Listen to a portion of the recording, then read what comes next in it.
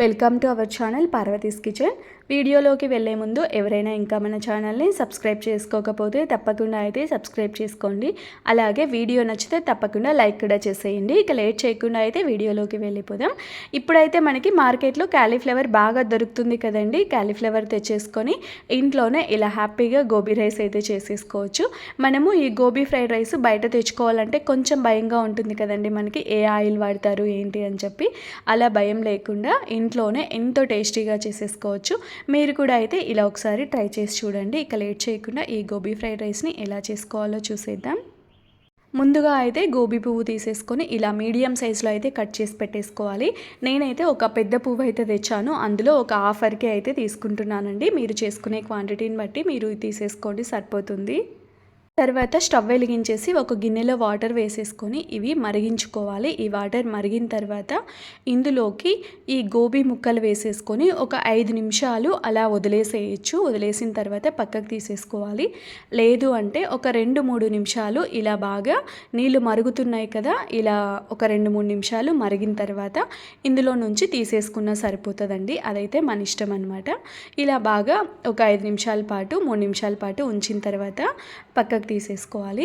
తర్వాత ఒక గిన్నె తీసేసుకొని అందులోకి ఒక చిన్న స్పూన్తో 1 స్పూన్ వరకు కారము, అలాగే తగినంత సాల్ట్, కొంచెం గరం మసాలా, ఒక 1/2 స్పూను అలా గరం మసాలా వేసేసుకోండి. అలాగే ఒక 1/2 స్పూన్ వరకు వేయించి చేసి పెట్టుకున్న జీలకర్ర పొడి, ఒక 2 స్పూన్ల వరకు కార్న్ఫ్లవరు, 2 స్పూన్ల వరకు మైదా వేసేసుకోవాలి. మీరు 1.5 స్పూన్ అయినా వేసుకోవచ్చు, అదైతే మన ఇష్టము. వేసేసుకొని తర్వాత ఫ్రెష్గా చేసి పెట్టుకున్న అల్లం వెల్లుల్లి పేస్ట్ అయితే ఒక 1/2 స్పూన్ వరకు వేసుకుంటున్నాను. కొంచెం తక్కువ, క్వాంటిటీ తక్కువ కాబట్టి కొంచెం తక్కువే వేసుకుంటున్నాను. ఇవేమో ఫుడ్ కలర్ వాటర్ అండి. నీళ్ళల్లో కొంచెం ఫుడ్ కలర్ కలిపేసి ఆ వాటర్ని కొంచెం వేసేసాను. ఫుడ్ కలర్ అయితే ఆప్షనల్ అనమాట. అది హెల్త్కి అంత మంచిది కాదు కాబట్టి స్కిప్ చేసేయడం బెటరు. కొంచెం కలర్ఫుల్గా కనిపిరావాలని చెప్పి వీడియోలో కొంచెం వేసానంతే. మీరు కావాలంటే వేసుకోండి, వద్దనుకునే వాళ్ళు స్కిప్ చేసేయండి.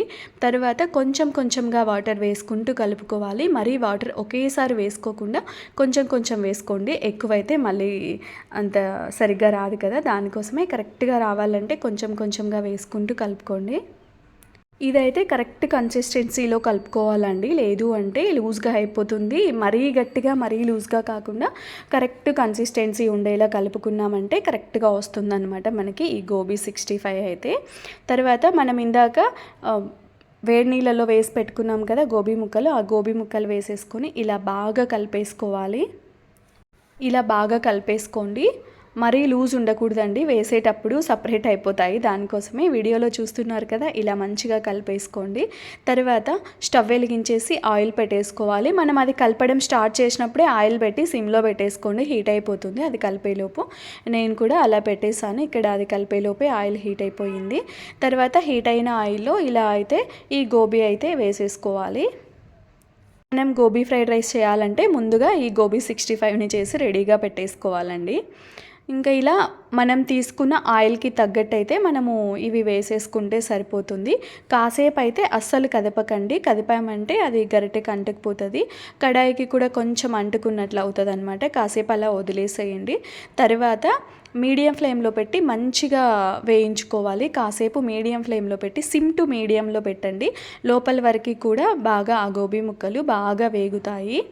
లేదు అంటే పైన మరి హై ఫ్లేమ్లో పెట్టామనుకోండి, పైన కాలిపోతాయి, లోపల పచ్చిగా పువ్వు అలానే ఉంటుంది. మనం సిమ్ టు మీడియం ఫ్లేమ్లో పెట్టి మంచిగా ఫ్రై చేసుకుంటాం కదా, ఇందులో నుంచి ఆయిల్లో నుంచి తీసేటప్పుడు మాత్రం హై ఫ్లేమ్లో పెట్టి తీసుకోండి. ఆయిల్ పీల్చకుండా బాగా వస్తాయి, అది గుర్తుపెట్టుకోండి.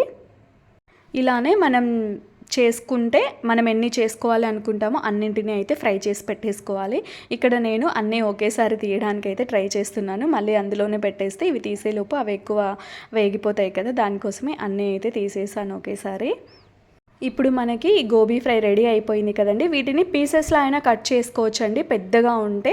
లేదు అంటే డైరెక్ట్ అలానైనా వేసుకోవచ్చు, అదైతే మన ఇష్టం. ఇది రెడీ అయిపోయింది కదా, ఇంకా స్టవ్ వెలిగించేసి ఒక వెడల్పుగా ఉండే కడాయి అయితే తీసుకోవాలి. నేనైతే ఐరన్ కడాయి తీసుకున్నాను. అందులో తగినంత ఆయిల్ వేసేసి ఆయిల్ హీట్ అయిన తర్వాత సన్నగా తరిగి పెట్టుకున్న వెల్లుల్లి వేసుకోవాలి. వెల్లుల్లి ఎక్కువ వేసుకుంటే కూడా బాగుంటుందండి. వెల్లుల్లి అయితే కొంచెం ఎక్కువగానే వేసుకోవడానికి ట్రై చేయండి. అయితే కొంచెం పెద్దగా ఉండే కడాయే తీసుకోండి, కలుపుకోవడానికి మనకి వీలుగా ఉండాలి కదా, దానికోసమే. ఈ వెల్లుల్లి కొంచెం వేగిన తర్వాత ఇందులోకి ఒక పెద్ద ఉల్లిపాయ తీసేసుకొని చిన్న చిన్న ముక్కలుగా కట్ చేసుకొని వేసుకున్నాను. అలాగే ఒక 4 పచ్చిమిర్చి చీలికలు కూడా వేసేసుకోవాలి. ఇవి కూడా వీటిని కూడా కొంచెం వేగనివ్వండి. నేనైతే క్యాలీఫ్లవర్తో ఫ్రై కూడా వీడియో చేశానండి, గోబీ 65 కూడా చేశాను, ఆ లింక్స్ ఇచ్చేస్తాను. ఒకసారి అయితే అవి కూడా అయితే తప్పకుండా చెక్ చేసేయండి. ఈ ఉల్లిపాయలు కొంచెం వేగిపోయిన తర్వాత ఇందులోకి సన్నగా పొడవుగా కట్ చేసి పెట్టుకున్న క్యాబేజీ, అలాగే క్యారెట్ ముక్కలు అయితే చిన్నగా అయితే కట్ చేసేసుకున్నాను. అలాగే బీన్స్ కూడా వేసేసుకున్నాను. బీన్స్ ఒక 6-7 బీన్స్ తీసేసుకొని ఇలా చిన్నగా కట్ చేసుకొని వేసుకోండి. ఈ వెజిటేబుల్స్ అయితే చప్పగా లేకుండా ఉండడం కోసం కొంచెం సాల్ట్ అయితే వేసేసాను. మళ్ళీ మనం వేసుకుంటాం కదా, కొంచెం వేసుకుంటే సరిపోతుంది ఇవి చప్పగా లేకుండా. ఇంకా మీరు ఇందులో మీకు ఇష్టం అనిపిస్తే క్యాప్సికమ్ అయితే వేసుకోండి. నేనైతే క్యాప్సికమ్ వేయట్లేదు. క్యారెట్, క్యాబేజీ, బీన్స్ అయితే వేసేసుకొని ఇంకా వీటిని వేగనివ్వాలి. ఇవి కూడా మరి ఎక్కువ వేగాల్సిన అవసరం లేదండి, ఒక హాఫ్ వరకు వేగితే సరిపోతుంది. నేనైతే ఇలా వెజిటబుల్స్ అయితే ఎక్కువగా వేసుకొని సోయా బుర్జీ అయితే చేశానండి, హెల్దీగా. అది కూడా చాలా హెల్దీ రెసిపీ. నేను నా ఫ్రెండ్ కలిసి చేసాము, ఆ లింక్ కూడా ఇచ్చేస్తాను, ఒకసారి అది కూడా అయితే ట్రై చేసేయండి. ఈ వెజిటబుల్స్ అయితే హాఫ్ వేగిపోయిన తర్వాత ఇందులోకి చల్లగా చేసి పెట్టుకున్న రైస్ అయితే వేసేసుకోవాలి. రైస్ అయితే వేడిగా అస్సలు ఉండకూడదండి, మనకి ముద్దగా అయిపోతుంది. దానికోసమే మనకు మంచిగా పొడిగా ఉండాలంటే రైస్ని చేసుకున్న తర్వాత బాగా చల్లారి పెట్టేసుకోవాలి, పొడిగా చేసుకొని.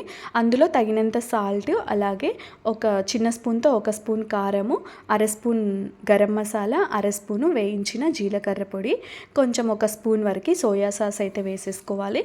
మీరు కావాలి అంటే కొంచెం పెప్పర్ పౌడర్ కూడా వేసుకోవచ్చండి, మిరియాల పొడి కూడా కొంచెం వేసేసుకోవచ్చు.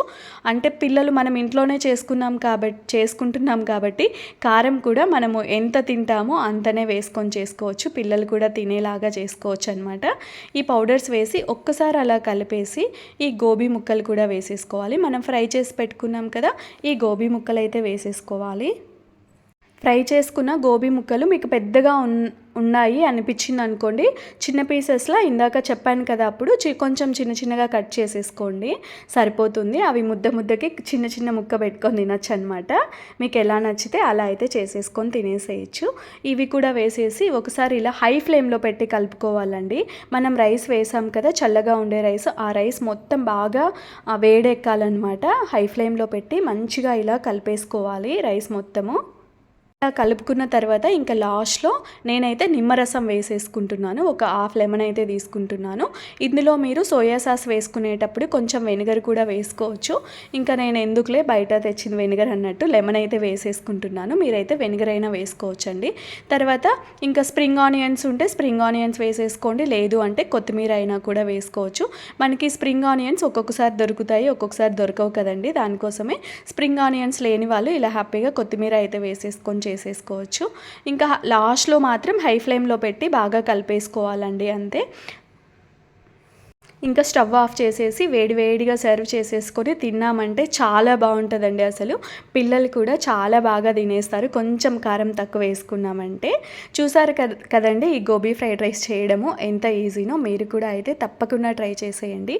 అలాగే ఇలాంటి మరికొన్ని రెసిపీస్ కోసం నా ఛానల్ని తప్పకుండా సబ్స్క్రైబ్ చేసుకోండి. Thank you for watching.